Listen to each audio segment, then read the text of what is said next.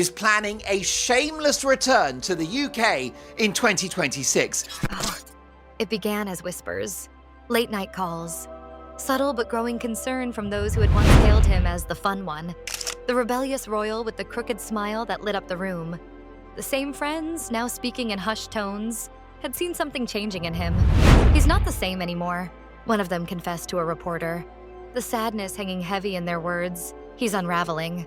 Prince Harry, once the world's most adored royal rebel, is now reportedly on the edge, but not due to scandal or money.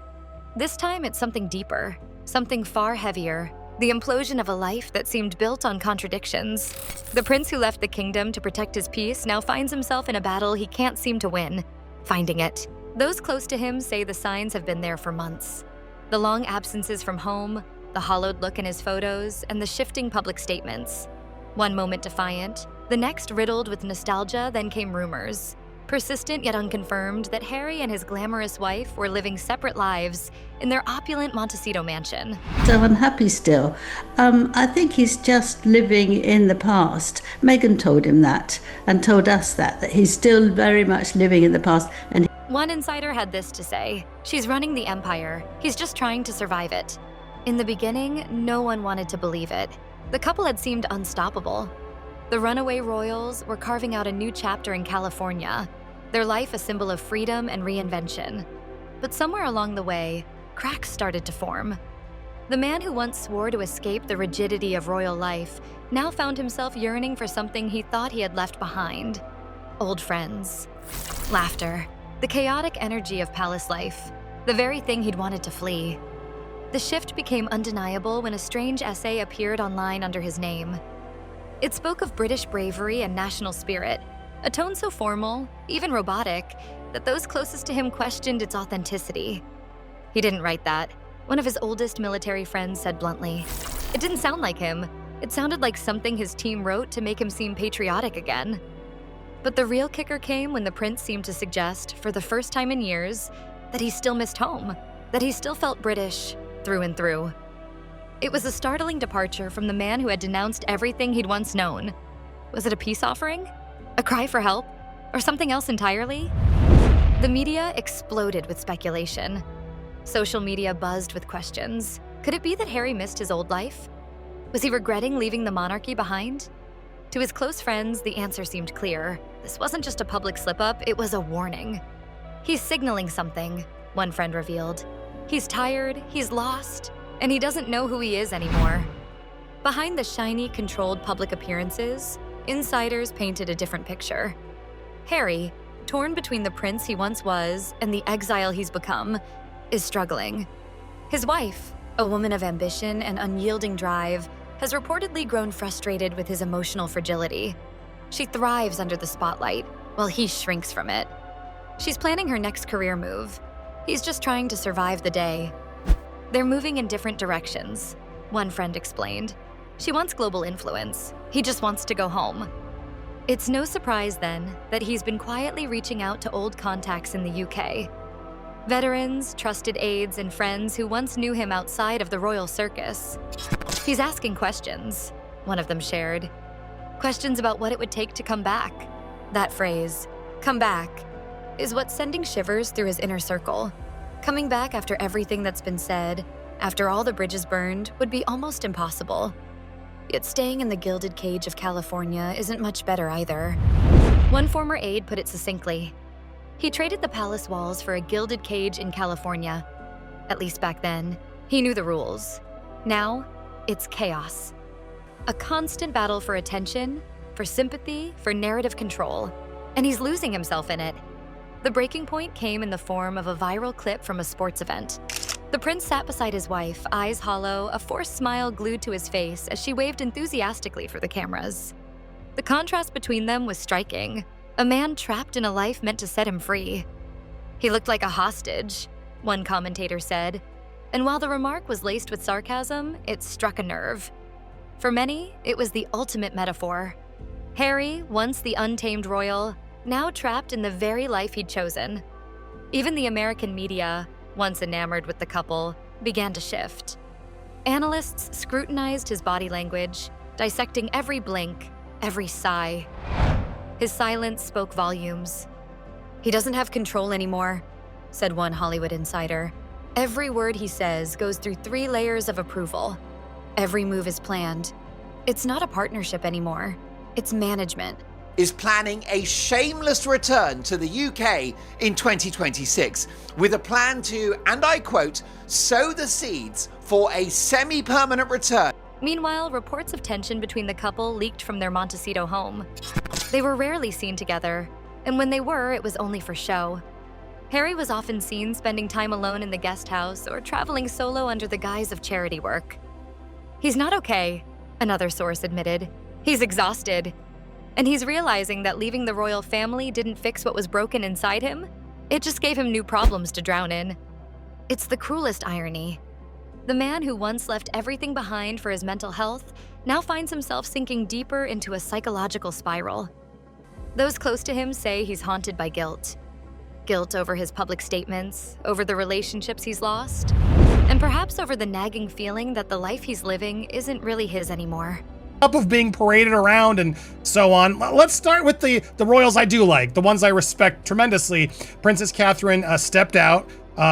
In recent weeks, rumors have circulated that Harry's been seeking therapy, reaching out to the same therapist who once helped him through his army days. He's been spotted without his wedding ring on several occasions, though his team dismisses it as a mere coincidence. But the tabloids are having a field day.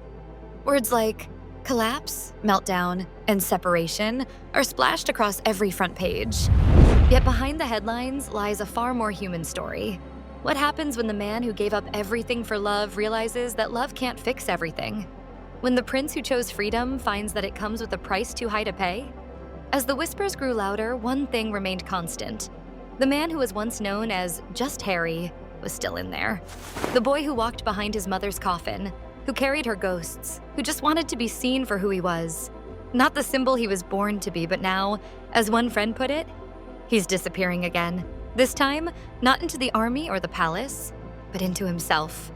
And that, perhaps, is the most terrifying thing of all. One late evening, she shared a carefully crafted video on her official lifestyle platform. Soft lighting, gentle piano music in the background, her tone balanced between vulnerability and poise. In it, she spoke of empathy, misunderstanding, and the strength found amidst chaos. She didn't once mention her husband, nor did she deny the persistent rumors swirling around them. Her closing words, however, were unmistakable. People often confuse silence with weakness, but silence is power, the kind that protects you while the world decides what it wants to believe. It was elegant, calculated, and undeniably devastating. While framing herself as the misunderstood figure, the internet eagerly filled in the gaps. She was distancing herself. Within hours, her video had gone viral. Supporters praised her for showing grace under fire, while critics labeled it as cold, even manipulative. One viral tweet summed it up perfectly. Meghan just delivered the calmest "I'm done with him" speech in history. Meanwhile, Harry's friends were taking a different route. Behind closed doors, they began reaching out to trusted contacts in the UK royal aides and a few sympathetic members of the household. Everyone wanted to know the same thing. If Harry wanted to return, would he be welcomed? The court decision is out, which obviously didn't go in your favor. I want to start by asking what this means now. The answer wasn't simple. The door is open, one insider shared, but not without conditions. Trust has been broken. He'd need to rebuild everything from scratch. Still, for those who loved him, even that small glimmer of hope felt like a lifeline. As one former bodyguard put it, he's gone from being a soldier who fought for his country to a man fighting his own reflection. Across social media, concern turned into fascination. With offers for movies over the 8 years since she retired from showbiz, but this... TikTok and YouTube were flooded with side-by-side clips, showing old footage of a laughing, carefree Harry at royal events contrasted with recent appearances of a man barely holding it together. The transformation was striking and painful to watch. Commenters began to flood the platforms with hashtags like #SaveHarry and #BringHimHome. But as sympathy for him grew, it marked the start of a slow-burning backlash against Meghan. Her once solid fan base began to splinter. Some defended her fiercely, dismissing the narrative as sexist and unfair. But others began questioning everything. The perfectly curated image, the endless rebranding, the emotional detachment at moments that should have been raw and genuine. She's protecting her brand, a Hollywood journalist said bluntly, not her husband. But if Meghan felt the heat, she certainly didn't show it. Her next public appearance was flawless, a red carpet charity event in Beverly Hills, where she dazzled in a tailored gown, all smiles and confidence. Reporters fired questions about her marriage, but she breezed past them with the ease of a woman who had mastered the art of control. She's untouchable, one photographer remarked, but she looked lonely. Back in Montecito, things were reportedly far less polished. According to multiple sources, Harry had become nearly reclusive. He canceled several appearances, skipped a charity board meeting, and stopped taking calls from key advisors. His staff described him as quiet, distracted, and unreachable. It's like he's living in a fog, one aide whispered. You can see it in his eyes. He's there, but he's not really there. Even those closest to Meghan were beginning to worry. She was seen leaving the house without her wedding ring once again, and multiple insiders claimed the couple was now sleeping in separate wings of their mansion. It's not official, one Hollywood PR source said, but the split energy is undeniable. He's emotionally collapsing, and she's focusing on survival. British commentators were already calling it the endgame. Piers Morgan labeled it the slowest royal implosion in modern history. Even more sympathetic voices, like Tom Bradby, once a close friend, admitted on air, it's clear something's deeply wrong. He looks like a man who's lost his compass. Then the final spark ignited. A leaked voicemail, allegedly between two mutual friends, captured a chilling moment of honesty from Harry. I don't know who I am anymore. I just want it all to stop. The message spread like wildfire before it was swiftly removed. His team denounced it as a gross invasion of privacy, but by then the damage was done. The story had shifted from gossip and scandal to a question of survival. Because behind every headline, every polished image, and every calculated statement, the world could see one undeniable truth.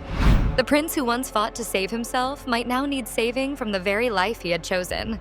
As one former royal aide put it grimly, he thought he was escaping the palace. He didn't realize he was walking into another one. This one just has glass walls.